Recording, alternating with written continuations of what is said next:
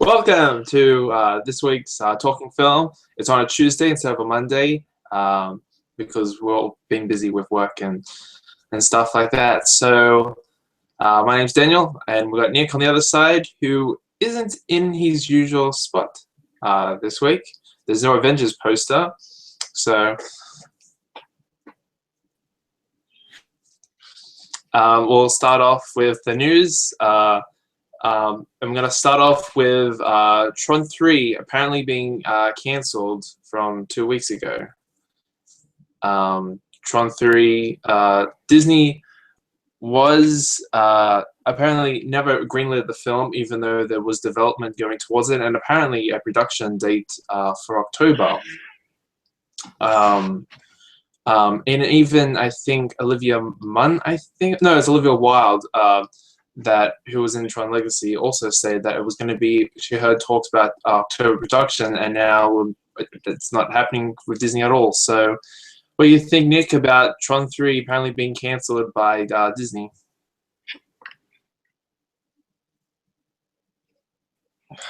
It's a bit of a shame, really, because, I don't know, I'd never seen Tron, but it just goes to show that Tomorrowland,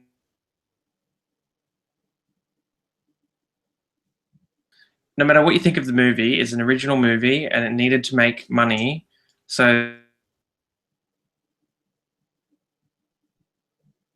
like they're going to fall back on their big blockbuster franchises and their remakes of. So that's the safe bets for Disney, and it's just Tomorrowland was a risk, and the risk didn't pay off. And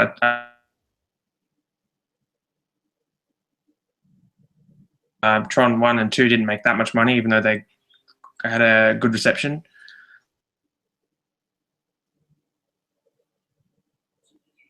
Shame.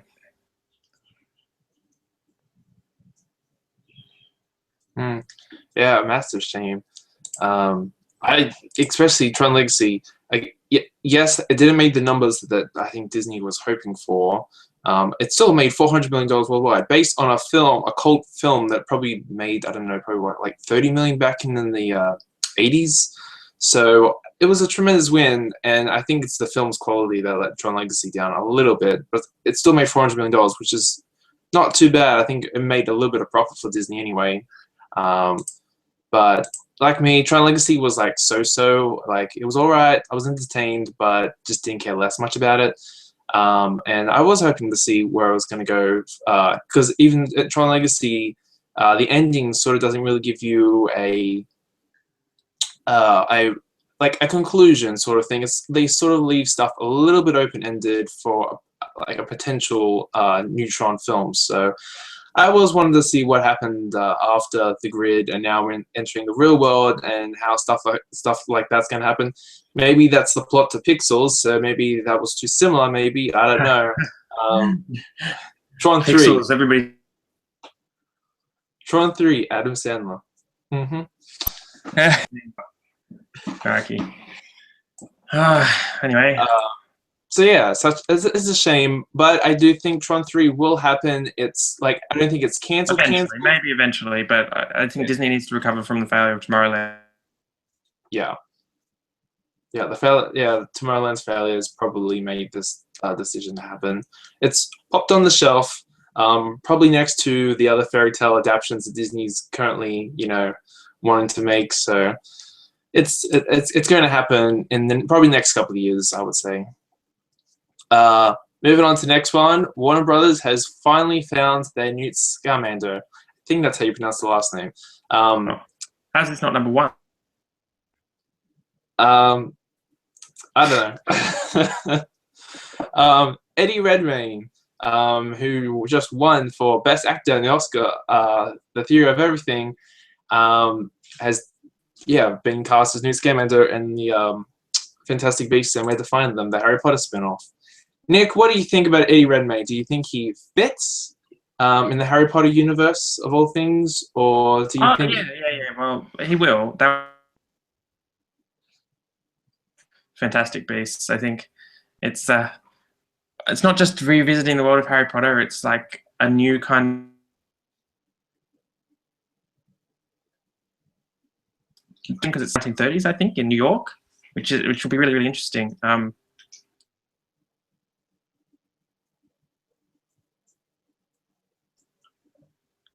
Yeah, I think it's great casting. I know Matt Smith was up. Eddie Redmayne was fantastic in the theory of everything, so I think it's a good casting choice. Yep. As long as he doesn't bring Jupiter Ascending performance into this movie, I'm all for Eddie Redmayne. But you can't go wrong, because also, which I didn't put in the post anyway, David Yates is also directing this film. So that gives me hope that this project's going to be really good. Yeah, so I think that wasn't announced with Eddie Redmayne, was it? I think so, yeah. I read that something about David Yates.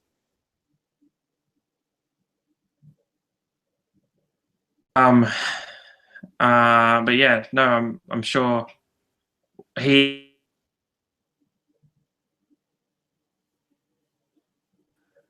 As how everybody knows it anyway. So I think that he'll do a great job, and I think Eddie Redmayne is a great lead for this film. Mm-hmm. Yep. It'll be interesting to see who comes out with Eddie Redmayne.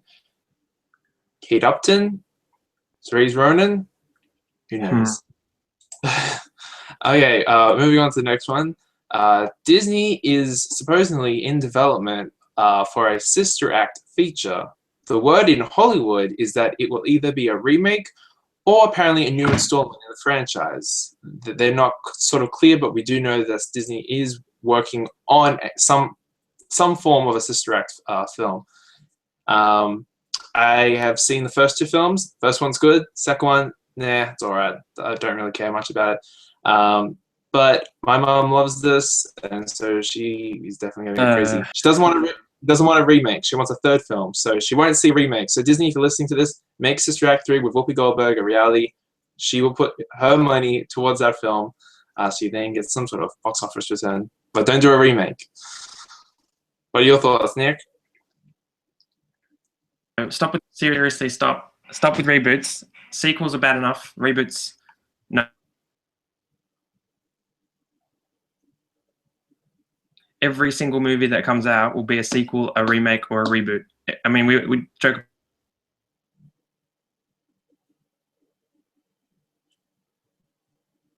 It's a dystopian future for movies. It's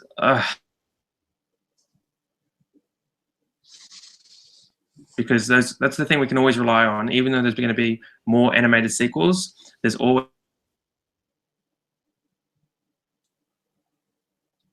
from Disney, DreamWorks, and Pixar. They're all going to keep making original films.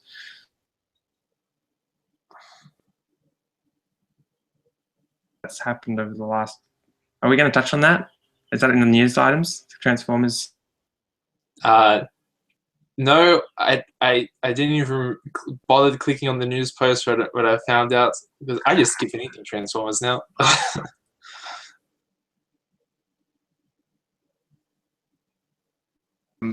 Transformers seems to be the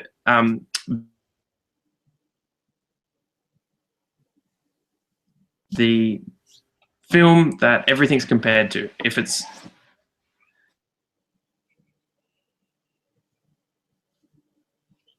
just stop. I'm repeating myself over and over every week like a broken record, because every single week this news just sounds the same.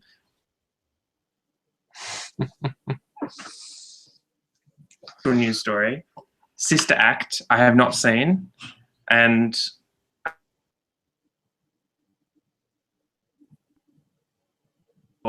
don't really have any thoughts on the third one, but I do hope it's not a reboot and rather it's a third one. Okay. Yeah, I'm hoping it's the third one as well. We've got trailers released. Pretty much the two main ones were the Good Dinosaur teaser trailer and the Martian trailer that actually hit midnight for us. So I don't know if you've seen the Martian yet. I think you've been busy for that, have you? Probably. When did that drop? About midnight, 11 for us. Last night. Yeah. Oh, okay. No. Well, no, I haven't seen that. What is that movie? I've not heard of it. What can you give me a quick brief? Well, Ridley Scott's director of the film, so Okay. there's not much hope there yet. But it's sort of like, I don't know, from what the trailer, like what they were showing in the trailer, it actually looked like a prequel to Interstellar. It really did, because Matt Damon's the astronaut who gets lost in this planet by himself, which is similar to Interstellar. So it's like a prequel, how he got there, and he's trying to survive by himself. And also, Jessica Chastain is also in this film.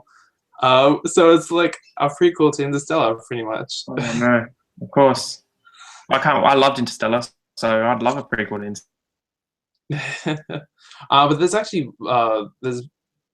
it's got a pretty good cast. It's got Jeff Daniels. It's got I don't know her name, but disagree. The one who plays the Invisible Woman in Fantastic Four. She's also in it as well. But it actually looks really interesting. I haven't seen it yet, but I will have to check that trailer out. And yeah, so you've sold it to me already, just describing it to me. It's prequel to Interstellar. It's got Jessica Chastain in it and Jeff Daniels, and I'm sold. Like, gosh, better than Avengers 2 already. Anything Interstellar sells to you pretty much. And the Good Dinosaur. What are you talking about? Oh, goody. I really quite liked that trailer. I know some people were like, "Oh, it looks a little bit too cartoony." I've heard some comments like it's a bit too cartoony. What's the go with the plot is a bit unscientific, and I know it's like it's a bit of fun, and it's not supposed to. People really think this film's going to be very scientific. Or what happens if the asteroid missed the Earth that didn't wipe the dinosaurs out? Seriously? Yeah. The whole premise is that the asteroid. What if the asteroid that killed the dinosaurs missed the Earth, and then dinosaurs had to coexist alongside humans? But just a brief rundown of the scientific complaint is that if dinosaurs hadn't gone extinct, they would have evolved, and humans probably wouldn't have evolved the same way they did. So that we would never, ever, even if the asteroid missed, have dinosaurs and humans living next to each other. That is the scientific... but there's much more wrong with Jurassic World. Just judging from the trailers, there's much more science, like breaking laws of science, paleontology in Jurassic World than in The Good Dinosaur, I think, in the final film, just from what we've seen in the trailer. But anyway, I think it's a little bit of fun. I think that The Good Dinosaur is going to be a fun film, and I think that it's an animated movie, and they've chosen to go for a very artistic style rather than a realistic looking style. I don't think that it looks cartoony or cheap or anything. I think they've picked that visual style on purpose because it's the movie. I think it's a fun movie, and it'll be an adventure, maybe like a bit of a romp. And I'm really looking forward to The Good Dinosaur based on that trailer. It was really good, in keeping in the classic tradition of trailers. I thought it did very well. Yep. Well, you know me, I really had no expectations for Inside Out. Not Inside Out. Good Dinosaur. Only a little bit because it's Pixar, but after the teaser trailer, I'm actually really intrigued with this film now. So it's at least sold me the premise of the film. So I'm super Here's happy. hoping that the 2 original films from Pixar are good this year, because if they're both great. If they're both great, there's going to be so much pressure on Finding Dory, but at least Finding Dory, there's going to be heaps more pressure on Finding Not Good. So yeah, I already got pressure. I thought Inside Out's gonna be my favorite animated film. Just saw When Mining Was There from Studio Ghibli. That's my favorite film of the year. Yeah. Loved it. Flawless. Now I'm like, oh great, what's Pixar's gonna do? I'm gonna have 2 animated films that I just can't choose between for the best film of the year.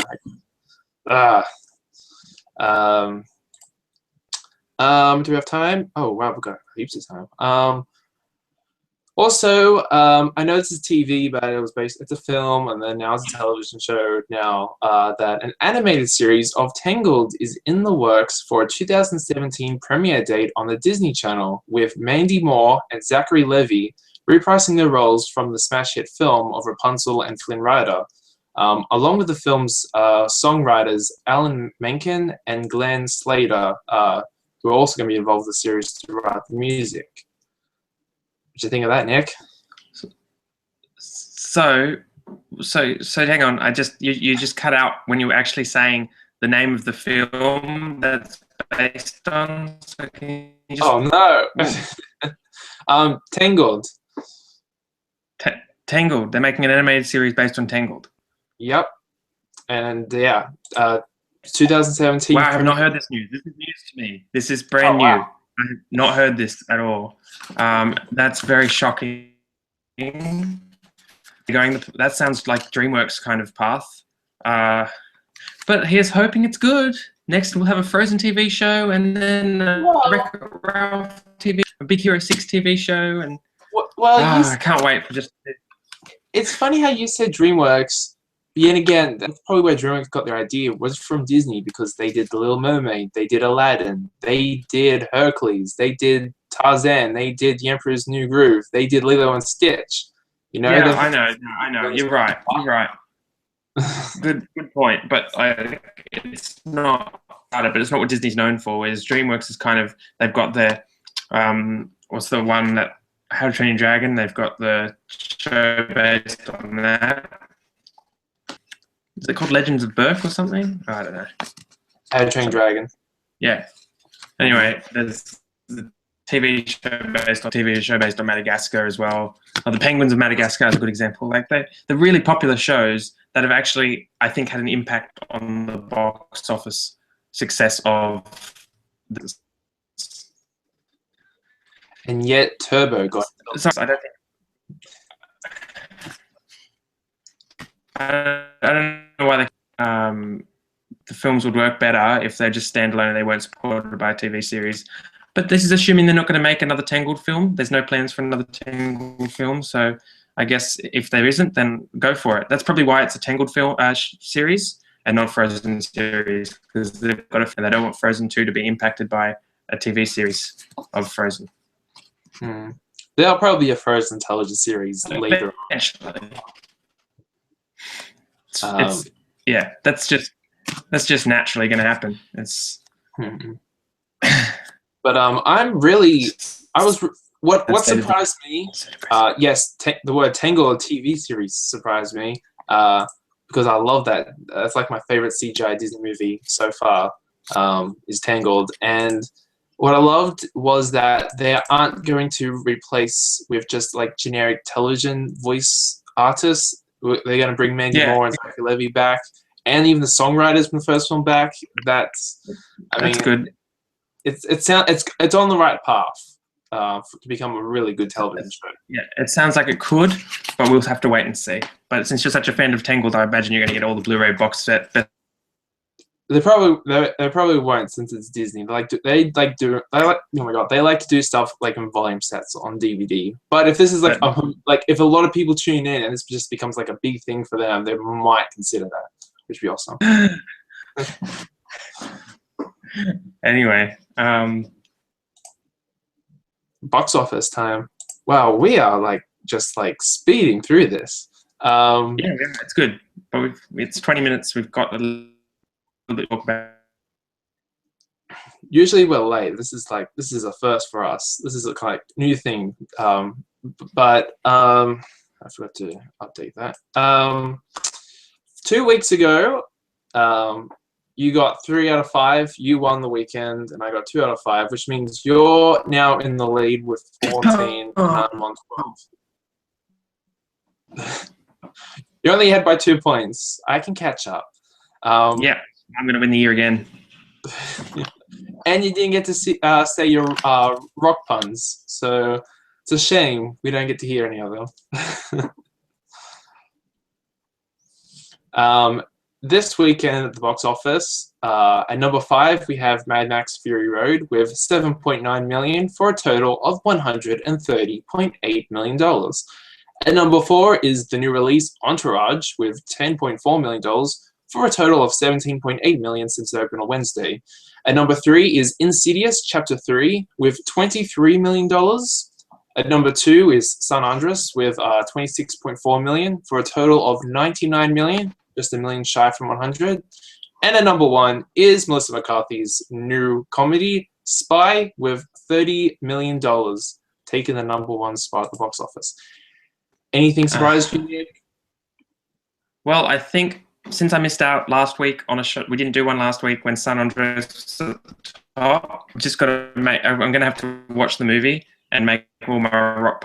So anyway, so stay tuned to Everything Film, and I will let you know whether San Andreas rocks under the pressure of its own success. Oh no, that was terrible.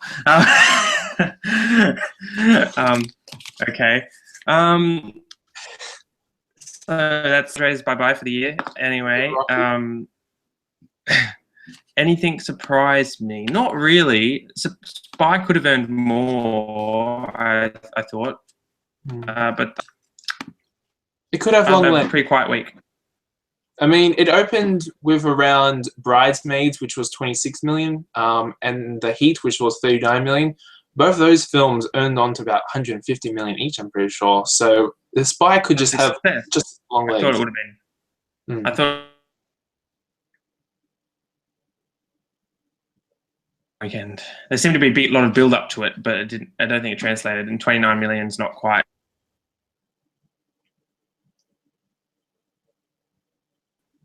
That's just my opinion, I guess. Yeah, it could have been a bit higher, but I mean, great. It's getting great reviews.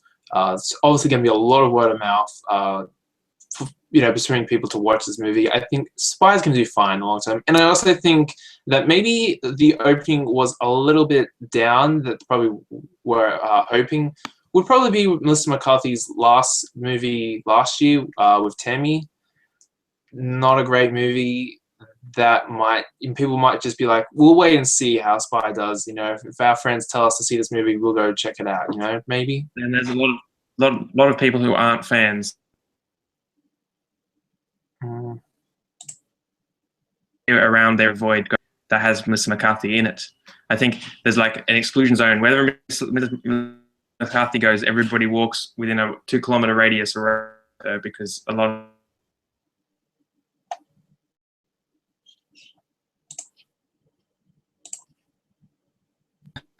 oh, look, Melissa McCarthy. I don't know what else surprised me at the box office. Insidious Chapter 3, I think the second one opened about 40 million in 2013, but that was near Halloween, so I guess this drop-off was expecting, and I think it is a prequel, so I guess that was expecting. I mean, 23 million, they've probably already made the budget back already, so... I think of Paranormal Activity. It just the first one, and then just keeps dropping and dropping and dropping and dropping with each one. So... it's the same thing. Horror sequels aren't very exciting. It's not like, oh my god, the next Insidious chapter is finally here. We're waiting for this my whole life. Maybe The Conjuring. That's like the only horror franchise right now people are probably like excited for. Yeah, I know, but even that's only up to the second one. Once it gets up to the third one or the fourth one, are people still going to be that interested? Probably. It depends how well the second one does. I think that's it. There's really nothing much. We'll do the predictions. Yeah, predictions. Let's get that straight away. You can go first. You're the one that's okay. This weekend. Right. So the only new release this weekend is Jurassic World. Yep, Jurassic World. No one wants to fight against those dinosaurs.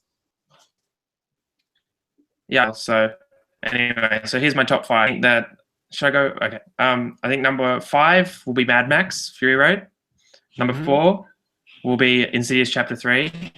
Okay. Number San Andreas. Number 2 Spy, just dropping down one spot, and I think Jurassic World will be number 1. Wow, ours became really close there. Just switched 3 and 4, and I think that's mine. 5 Mad Max, 4 San Andreas, 3 Insidious, 2 Spy, and 1 Jurassic World. Okay. I feel like I know horror has like I know horror is like big drop off usually in its second week, except for The Conjuring. The thing about Insidious Chapter 3, it's actually it's getting decent reviews, and I feel like San Andreas is going to have it's like a similar type of audience for Jurassic World, so I think that might have a drop off, and it might just push Insidious. Since it's horror, it's attracting. I think that Insidious will drop like a horror movie drops. So, but San Andreas could drop like a rock. Didn't. Shh. He didn't. Oh no, he didn't. He stole it. So I don't know. We're here all week, guys. Actually, no, we're only here for the next 10 minutes. So,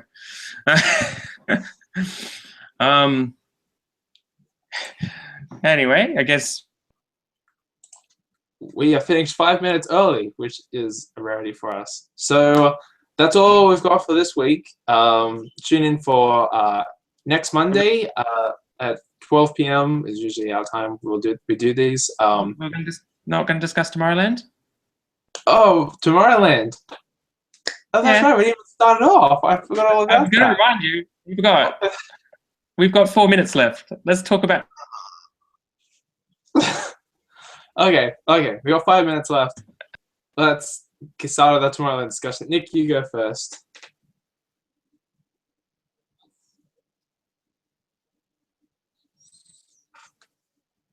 I quite like. Hello. Keep It dropping was. out. Can you hear? No.